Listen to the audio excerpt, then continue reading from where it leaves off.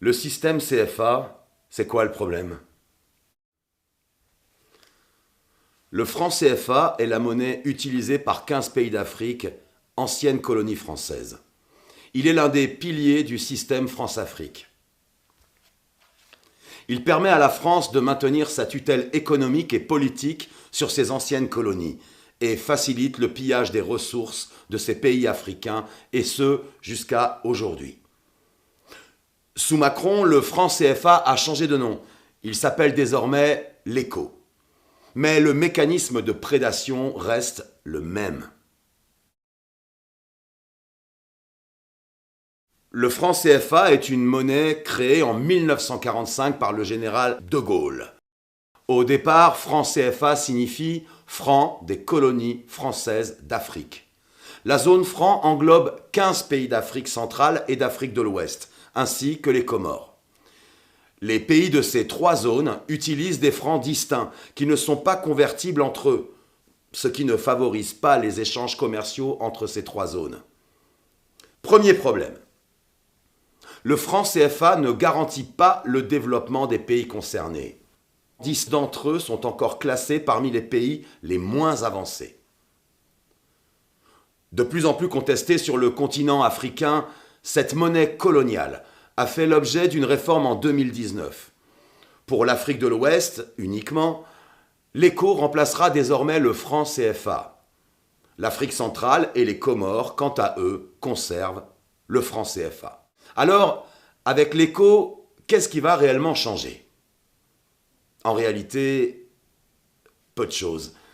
Le ton était annoncé dès le départ. La France a élaboré dans la plus grande discrétion cette réforme avec les autorités ivoiriennes sans associer les autres pays de la zone, continuant ainsi de nier la souveraineté de ces derniers.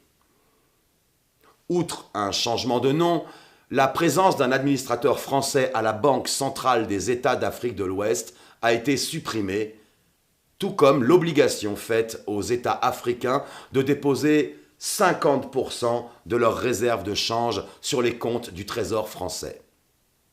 Mais entre le franc CFA et l'ECO, tous les autres mécanismes de prédation et d'appauvrissement demeurent. Premièrement, la France reste la garante de l'ECO comme elle l'est du CFA, ce qui lui permet de maintenir un contrôle politique sur ses anciennes colonies. Concrètement, si les réserves de change des pays africains sont inférieures à un certain seuil, la France a l'obligation de venir combler le déficit. Or, en vertu d'un mécanisme pernicieux, une clause de ratissage assure à la France de ne jamais avoir à le faire. Cette clause implique qu'en cas d'insuffisance des réserves de change, les banques centrales de la zone CFA doivent racheter aux entreprises privées et aux organismes publics toutes les devises, les dollars, les euros, les yuans, etc., etc., etc. C'est seulement après ce ratissage que le Trésor français met les euros à la disposition des banques centrales de la zone CFA, c'est-à-dire jamais. Deuxième mécanisme d'appauvrissement, qui perdure, malgré la réforme. La parité fixe entre l'euro et l'ECO est maintenue. Le taux de change a été décidé en 1999 par le Trésor public français. Concrètement, 1 euro vaut 655,957 CFA ou ECO depuis 22 ans. Ce principe fait du CFA puis de l'ECO une monnaie forte et surévaluée dans des économies peu dynamiques et faibles. Un problème majeur qui empêche les pays de la zone CFA de commercer avec les pays voisins dont les monnaies sont plus faibles.